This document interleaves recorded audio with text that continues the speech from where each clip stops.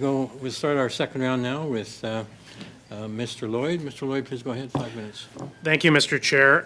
The whole premise of why we're here today is because it was believed, a group put forward the argument that we needed an evergreen definition of what an assault-style weapon would be, because the argument was made that gun manufacturing companies are attempting to circumvent Canadian laws by introducing new models into Canada that are not covered by our existing laws.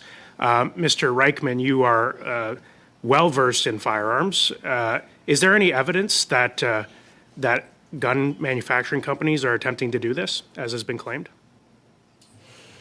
Yeah, unfortunately, I probably can't speak intelligently on behalf of the gun manufacturers, although I will say that generally speaking, any business responds to the market.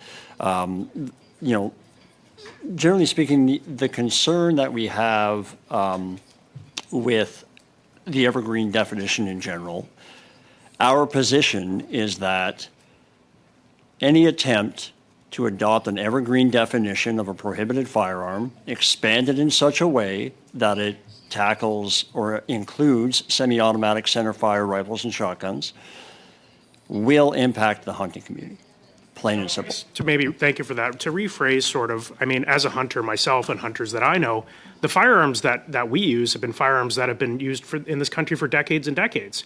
Would you say that the vast majority of firearms used by hunters that you represent are models and makes of firearms that have been used for a very long time in this country? Certainly, currently, yes, that would be the case. Yep. So is there evidence that, are you seeing new models of firearms coming out for the purpose of circumventing Canadian laws, and are people using these firearms for hunting? Yeah, unfortunately, I don't have an answer to that question, Mr. Okay. Lloyd. Sorry. Now, Dr. Langman, sort of similar question. Are you seeing evidence that it's new models of firearms being manufactured by firearms companies for the purpose of circumventing Canadian law? Are these being used in crimes? Is this something that is truly an issue?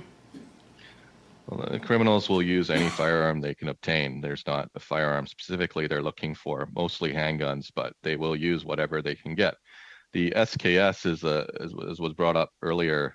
It's a firearm that's been around since the 1940s, and it's commonly used. It was very cheap and sold broadly in this country after the collapse of the Soviet bloc. So we've seen a lot of those being used because they're widely available, but it's just due to a commonality reason. So something that is common is used. All types of firearms are extremely dangerous. So the bolt action rifle, what we're calling hunting rifles, those have been used to kill police officers. Those have been used to kill patients that I've seen.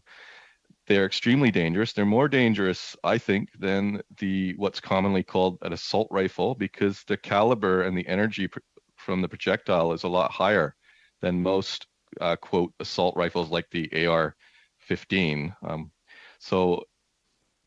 Another interesting to me, thing as a physician, that was another interesting. It doesn't make sense. Some previous witnesses made the distinction between military calibers and hunting calibers. Mr. Reichman, is there such a distinction? Are there truly such things called military calibers and things that are hunting calibers?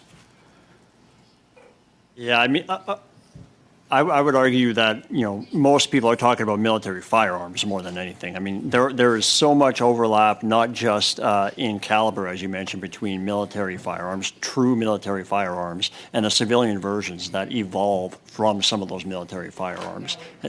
NATO standard is a 7.62 millimeter caliber round. Right. Is that smaller than what most hunters would actually use for hunting?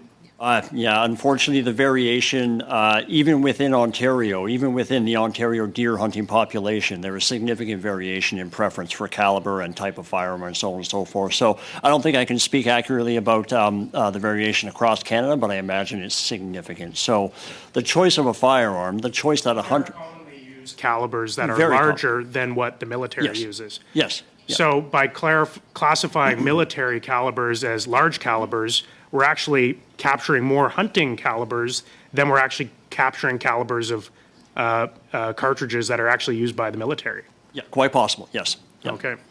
I was reading a really interesting... Sorry?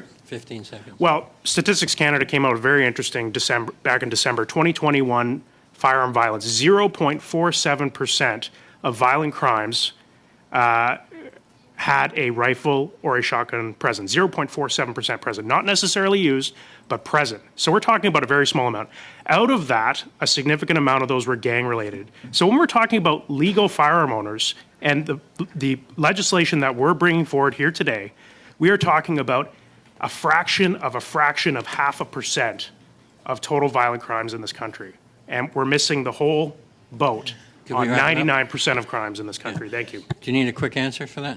I would like to answer. It probably won't be quick, though. Go ahead. Well, do what you can, and I'll cut you off if you go too long. Sure, yeah, you're absolutely right in that, ultimately we need to be helping the people that need help. We need to take guns away, whatever guns they are, from people who shouldn't have them, plain and simple. We need to ensure that our enforcement bodies have the funding, the training, and the tools that they need to deal with things like organized crime and gun violence. That includes the upstream determinants of involvement in crime and so on and so forth. So we ultimately, and finally, I should say, not ultimately, but we also need to ensure that the justice system treats violent crime, including gun crime, with the severity that it deserves. Sir. Thank you.